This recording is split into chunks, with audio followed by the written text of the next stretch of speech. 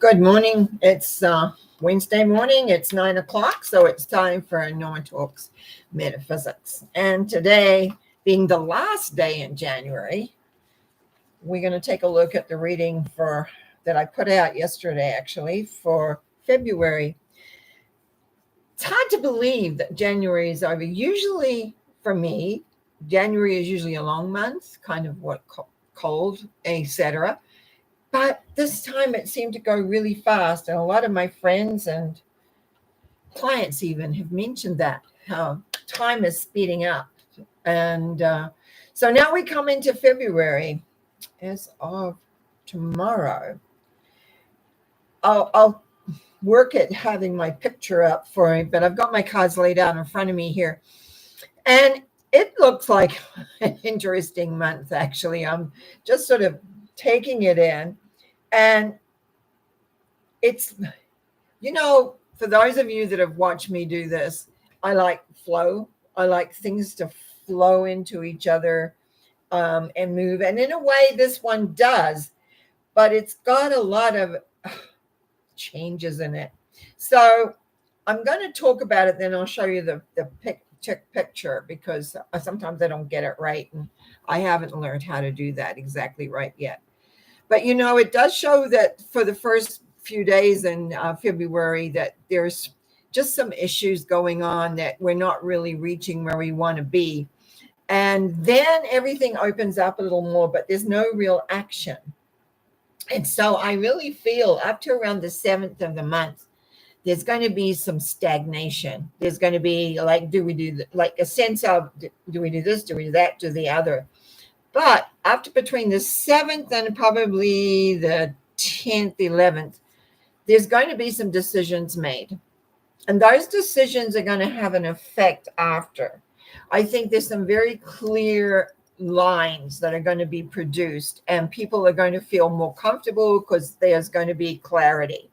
And so as we move into the teens of the month, there's going to be a sense of like, this is going to resolve everything. Here we go. This is going to be good. But it really isn't. It's like there's more and more complications. So you feel like you're going in the right direction. We feel like everything is moving in the direction that we want to. But it's not really. I don't want to say it's false. It's just that things are going to take longer. Things are going to be a little bit more complicated. And the sense here is like vision of where we're heading, where we're going, and what we're doing. Now, as we move into the middle of the 20s, it's like time out. It's like people everywhere is sort of going inside to sort things out. And then they come out what they feel is the answer. And everybody thinks really happy. But the truth is we're in the middle of transition. There's a lot of changes going on. Now I'm going to put this up, and I want you to look here as I talk to it. You'll see that if you know anything about tarot symbology, we've got 1, 2, 3, 4 sword symbols. Swords are problems and challenges and how we handle them. The 8, which is in the beginning, because we're looking at the beginning of it, 8 of Swords really shows temporary issues because it needs movement and change. But the one beside it, the Knight of Pentacles, is actually a procrastination symbol. So everyone's still looking. And then the Ace of Swords comes along and says, oh, this is the solution. But the Ace of Swords is always about decisions. But because it's followed by the Fool, what we see here is a sense of, okay, this is the answer. This is it. And even the Six of Swords shows that. There's a sense of movement towards an issue or towards the end result. But then we come to the second line, which is leading us into the 20s. The King of Wands is always projecting ahead and can also be a procrastinator. So we've got 2 procrastinators here in alignment. And then he's the sorting out. That's the 4 of Swords, always about going inside, sorting out. And then, oh, look at that. We've got that resolution, 10 of Wands. Everyone's happy. But look at the bottom. The death symbol means there's been a war. I don't mean that literally, but, there's been a fight. There's people have died. People are moving on. And now we're moving on into the unknown in a way. But I just think February is going to be an interesting month because it's not consistent. The energy keeps shifting and changing. Now, if we look at down the sides, from the Eight of Swords, King of Wands, and Death, similar. We are looking ahead, projecting, trying to go until we make the change. On the right, on the other side, we've got the Six of Swords, the Ten of Cups, and the Death, showing again movement change is going to bring about a sense of awareness of where we're heading and where we're going. And the middle row, Ace of Swords, Four of Swords, and Death. Everything ends up on Death. I'm just going to talk to the Death symbol a moment. I want to show it to you really close. Obviously a battle. It looks to some degree like someone's died and they're on this beautiful white horse transiting into next. But look at the people that are bowing down. One is dead on the ground, and the crown of the king is thrown off. The maiden is sort of looking out and in grief. There's a child, and then there's like a priest watching this transition. This is about transition and time and movement and growth and progress. And it's not a symbol to be frightened of because it means change. It means change of progress. The only problem is what I always see with this is the end result, which is the sun up here where you're heading. And remember, sun, if you look at the symbol of the sun, which I don't have right here, is that it's also on a white horse. And so it's completed the journey. It's completed where it's heading. And when I look at this and stuff, I want to know what I wanted to point out. Really, what's happening here, he's walking, got to get my fingers on the right side, to these two pillars up here. He's walking towards that. He's moving into this unknown ground, having to travel and having to know. I think this February is going to be a transition month for us. I think I almost want to say, don't believe everything you hear. And there may be different versions and different stories, which it really is sort of like that now. And there's too much procrastination in here. You've got two of what I consider the three procrastination symbols. You got two of them out of 9 symbols. And yet there's trying for resolution, and there's faith, and there's happy, like things are wanting to work out. I think there's some decisions going to be made that haven't really been decided yet. They could go one way or the other. I think that this is going to be an interesting month, and I trust that we know it's a short month, 29 days, but it's, on one hand, we don't have any movement, on the other hand, we do. So which way is it going to go? And that Ace of Swords sits in the middle of the top row.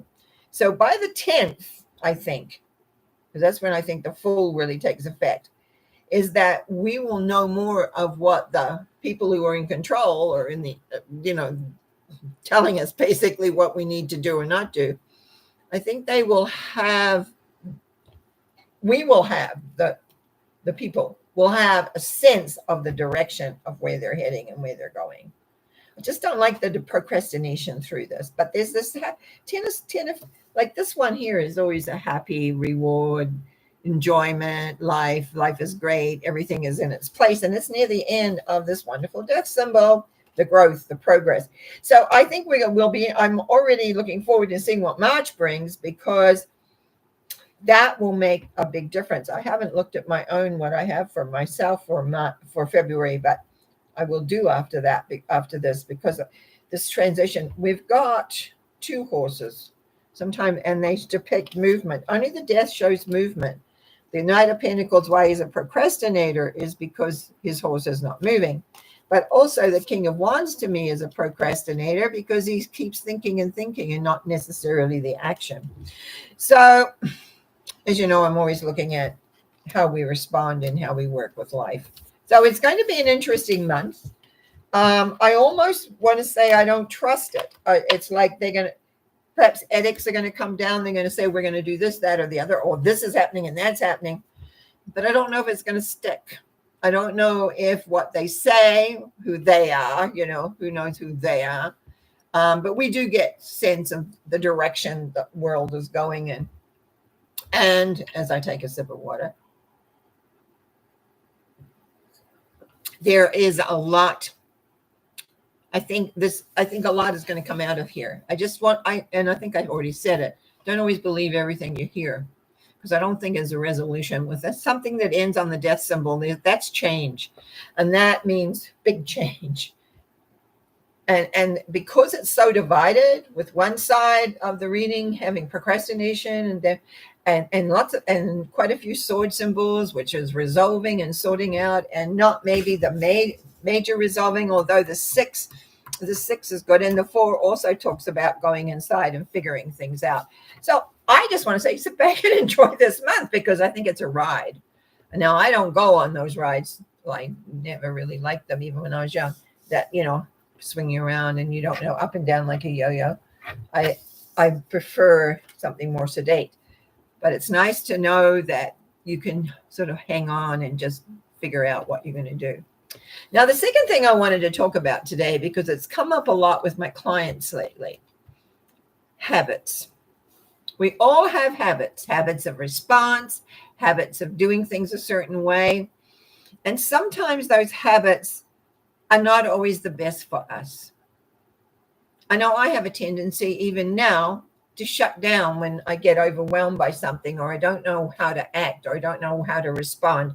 So I either shut down, kind of go away, or I overreact and say things that I would regret saying.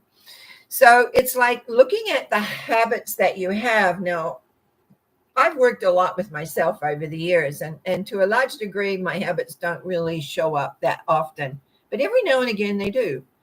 It's like they bury down and they wait until you're not sort of on top of things, and next thing they burst forth. And always when I'm doing transformation work with people, I will remind them to begin to observe and watch their habits of response. How are you responding? How are you working this inside? Like, don't let the habits get control again, because often many of us, when we first start doing and working with transformation and becoming aware, it's like, oh yes, I do that. Oh yes, that's how I am. Oh yes, I don't know how you know that, but yes, that's me.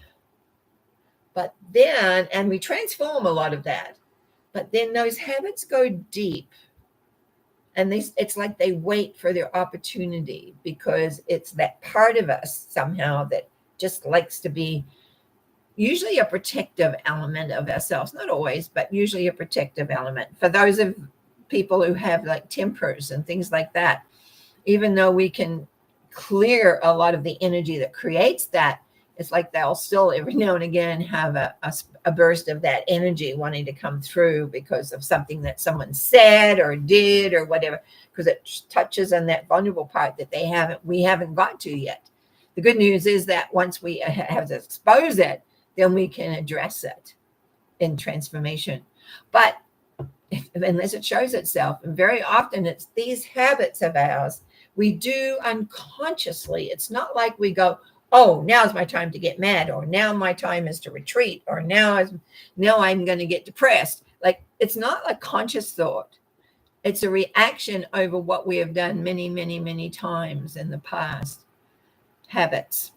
How do we have habits? Where are the habits? How do they look? Where do they go? Where do they reside? They reside in us. And the only way we can do that is become consciously aware of how we are, how we respond, what we're actually doing, and how we can make it work better or easier, kind of thing. All of that is very, very important. Who are we really? In a way, we're a pack of programs. A lot of programs that we've made, and programs as far as internal programs I'm talking about, because we made computers to be like us. I'm sure you're aware of that. The people who created them basically took how we operate and made it into a machine, except it doesn't have the emotional quotient that we do, which drives us very often. So it's like, how do we make these programs? Now, as far as I'm concerned, is they're made by the decisions we make. And unfortunately, a lot of our decisions are based on other time periods. other lives. Other times when we've had a feeling, it's based on a feeling and we make a decision about it, and it becomes what I call a program.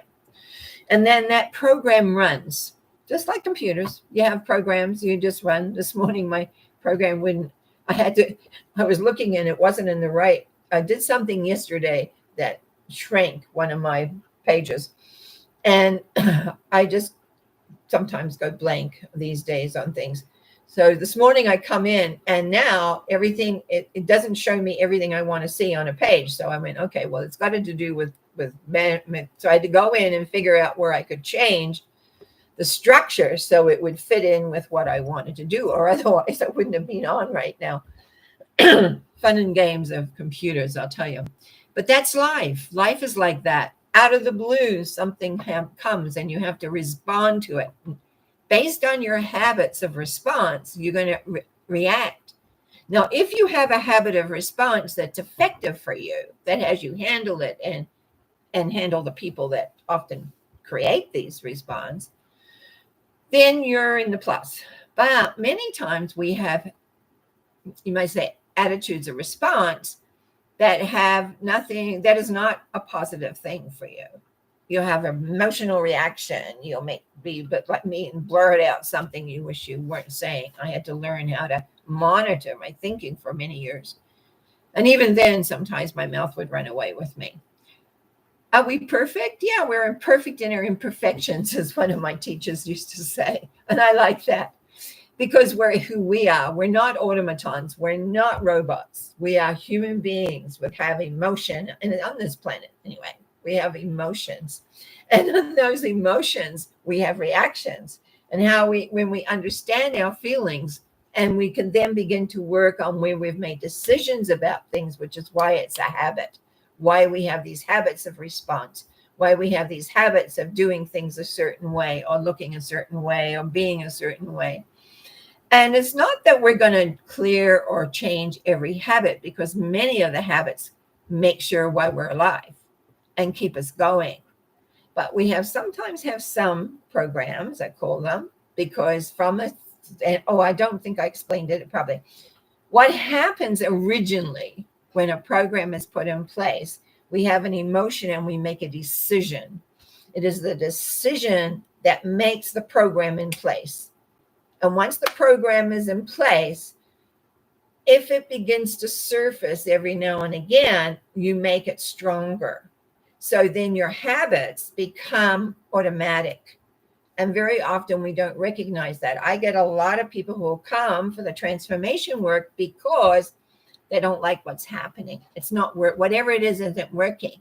And sometimes it's some little decision they've made and that it runs. It's like in the background, it's running all the time. So when it gets fired, it's like you don't have control over it or awareness of it.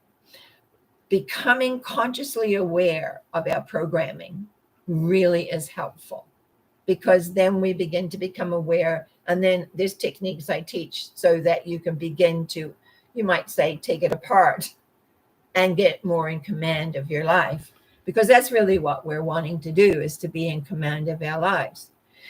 And as I look at this reading for February, it's like, yeah, okay, we don't know what's going to go on here. To me, it's a big question mark. It could go this way. It could go that way. It could go to resolution. It could go to the opposite. It could go that 1 minute it's looking like everything is going to be absolutely A-okay, and then the next time it is not. We know by what we're told is the banks are going through all sorts of things around money. That even the type of money we're going to be, like, there's a lot of unsettlement going on, and I don't think it's going to get resolved in February. I think it's going to possibly get more. And so we've got to look at how are we responding to things. Are we just going to go ahead and create our lives and wait and see when the boat steadies itself? And so our pathway is organized. Are we going to watch our habits as to how we're responding to things? Are we getting angry? Are we getting mad? Are we getting kind of, oh, well, that's the way it is? What are we going to do? How are we going to play with all this?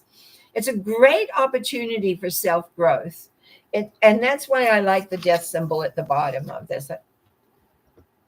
the death symbol is sometimes really hard in what we have gone through, but the worst is actually behind us. That's what the death symbol. You've come through the war. You're a skeleton, for goodness sake. You've been reduced to the bare bones of who you are, and you're transforming. And things have changed. Some things have changed tremendously. But in the background of this particular symbol, there is the sun. It's time. Now, I have a saying that I've used many times in my life, and it is time. Time is my friend. Sometimes life someone used to say, doesn't always give us lemonade. Or sometimes it does give us lemonade and it's sour. But it's like time resolves things. And unfortunately, sometimes it feels like we don't have time. So what is our response level on that? When everything seems to crowd in and we don't have a choice, we don't have a way in which we can resolve things. It's like we have to just kind of swallow the pill, so to speak. What do we do? Do we feel frustrated? Do we do now? A lot of that, I think, depends on your spiritual connection, but that's my take on it. How do you feel? Do you feel there's a power that works with you? Well, I believe in this loving force that's here on this planet. I believe that is there. And so when I'm feeling down and out, which like everybody else I can get, I remember that I'm loved without measure, beyond anything, that it's up to me to be the steer of my life, my ship, so to speak. And like the death symbol is like, keep your eye on the prize of how you want to be, how you want to feel, how you want to react and respond to life, because life is consistently changing. And we are in a tremendous change time. And it's a pressure point. And we've got procrastination on one side, change on the other. So where do these two fit together? Are we going to be just procrastinating, or are we going to feel relieved? Maybe it depends on who we are, on what our expectations are. No matter what, everyone with that death symbol, as we come to the end of February, there's transformation in some way, shape, or form for us as we head off into March.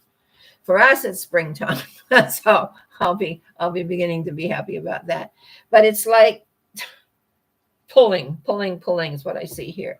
And you have to resolve it inside yourself. And so the key, because I want to put the two together, as you resolve inside yourself what is happening in the bigger picture that affects you, how are you reacting? Are you reacting in old habit ways of anger, frustration, etc.? Or you are calm, recognize no matter what, you are going to always survive. You are going to survive. You're going to move forward. That's the one thing the death symbol shows. And if you believe in reincarnation, like I do, whatever occurs, you're going to move. Just the soul of you moves on. The soul moves on to many ways, but we still live in this body, which you ever have. This body is me, in this time and this awareness, and you will grow according to that. But watch your habits. So just take a note mentally. Is this something I always do? Do I always react this way? When something unexpected comes along, do I feel insecure? Or do I feel like I'm competent and know what to do?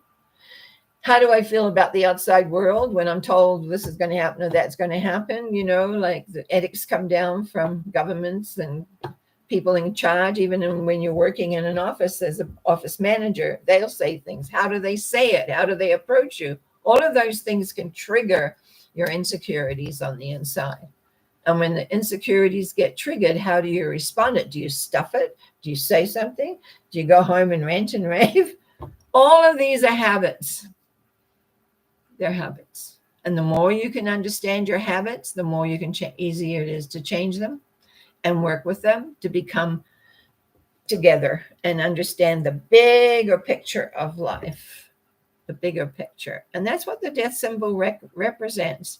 Because in the death symbol, the end of the journey, actually, because the journey, it begins, the way I talk about it and have written about it, is you really do an inner journey that's unbelievable. And then you come out at the sun vibration, which is you've re-emerged into newness, into strength, into purpose. And that's what we need to do. And that's what February is going to be for us, I think. Choice, how we're going to respond, as we watch the world around us make different decisions, make an awareness. Because, if we think that we have a lot to say of what's going on in the world around us, I've come to believe we don't.